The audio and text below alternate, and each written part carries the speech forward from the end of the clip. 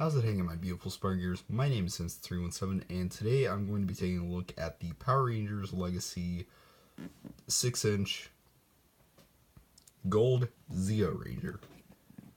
Now, I got this guy on clearance for 14 bucks roughly, because of GameStop having a sale where if you include it in a bag, you got, I think it was 30 or 40% off, maybe no, it'd have to be 30 or 40. Point is, I put two items in the bag. This figure and one other figure that we'll eventually get to. So starting with the sculpting, the helmet is sculpted pretty good. Because sadly, I never watched Zeo, but one of the other Legacy figures that I still have in proper condition, it is from a show that I actually watched quite a bit. Nearly finished it, but I don't know why I never got around to it. But we'll get to that figure eventually as well. Really nicely sculpted, as what it seems they did was it seems like Mattel really paid attention to detail from the show, because this helmet looks exactly like it. The only problem with the proportions is this chest piece is much smaller than it seems to be in the show. Like in the show, it's beefy, like Tommy's power shield from Mighty Morphin beefy. This is more or less just kind of streamlined on the shoulders. It's not bulking out. So it's a bit of a shame, but I still understand why.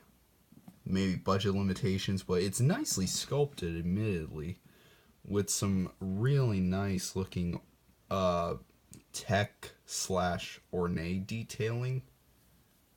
I don't know what to make of this detailing, but it looks great. And they even sculpted the mouth on him, which I didn't notice there was a mouth on the Black Zeo Ranger because, well, his helmet is so dark that unless you're looking at it in direct light like this, I was never able to tell that he had a mouth, even at GameStop when I picked it up. And all the sculpting is done really nicely, and the paint is pretty darn good. Yes, the gold is inconsistent, but I honestly don't have a problem with it. In fact, I like this gold more than this metallic gold, because I grew up with some really old Power Rangers figures where the colors were inconsistent, so this kind of takes me back to like my 5-year-old years.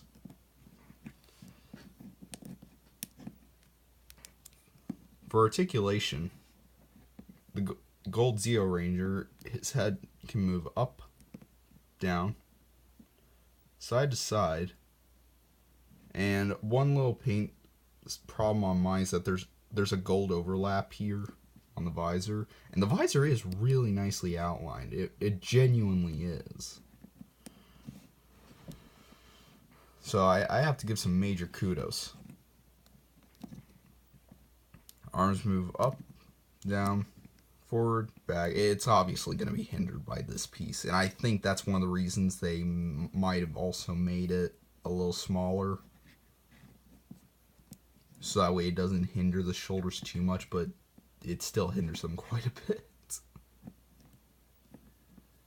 Bicep swivel, double jointed elbow, Hot Toy style joint where there's a swivel here, a hinge here, and a swivel at the top of the joint. And mine's a little separated on the left hand. I'm sure that's just mine, and his legs move up, down, forward, back, thigh swivel, and I don't want to use this leg too much because I have no idea why this thing is squeaky on mine. I've been wanting to try to put some floor polish in and see if that helps, or whatever it is that loosens joints. But there's a thigh swivel, double joint knee, ankles move up, down, and he has an ankle pivot. He's pretty much an average Marvel Legends figure with better wrist articulation. Oh, wait, hold on. I don't think I addressed this. There is an ab crunch, and they separated the shield so that way it doesn't hinder it too much.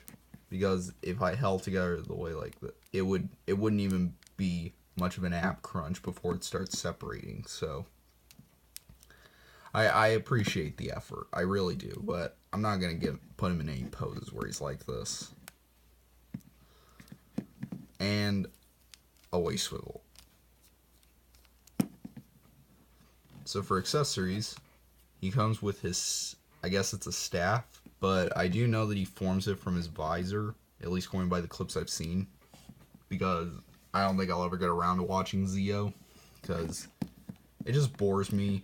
The design's like Turbo, but from time to time, I get the feeling that I really like the Gold Zeo Ranger, so like his design, plus he's Jason, so I'm happy on that.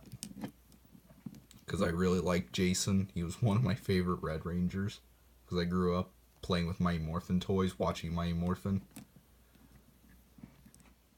And he holds it pretty well. Now, one little problem is this thing is made out of such soft material that when I had him on display, the thing actually got warped from its own weight. So I've been having him displayed without it. And it's a shame because it's really nicely painted, or it's really nicely sculpted and painted. I mean, they even painted the button here. They didn't have to. And I believe this is it in attack mode, because the original Legacy figure had this part like up like it was a dagger. It's weird to explain. But he holds it pretty decently.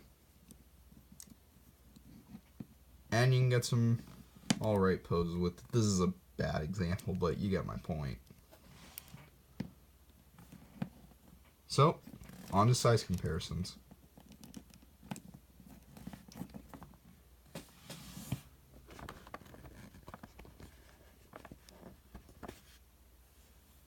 Here is SH Figure Arts Hercus and Masterpiece Wheeljack. He's in pretty good scale with the Masterpiece Wheeljack, so if you want to do a mixed display of Power Rangers and Transformers, go right ahead with the Masterpiece line, since most of the Masterpiece figures are really small now. Except for MP36, excuse me. Except for MP36 Megatron. So overall, this figure's pretty good. I highly recommend him if you're a fan of Power Rangers or Power Rangers Zeo, especially. It's really nicely done. It's got great sculpting, good painting, fantastic articulation, and amazing detail. Well, I technically just commented on that with the sculpting, but he's also got a pretty good. He's also got a pretty good accessory, just minus the warping. So that's it for my review. I hope you all enjoyed, and I'll see you in the next review.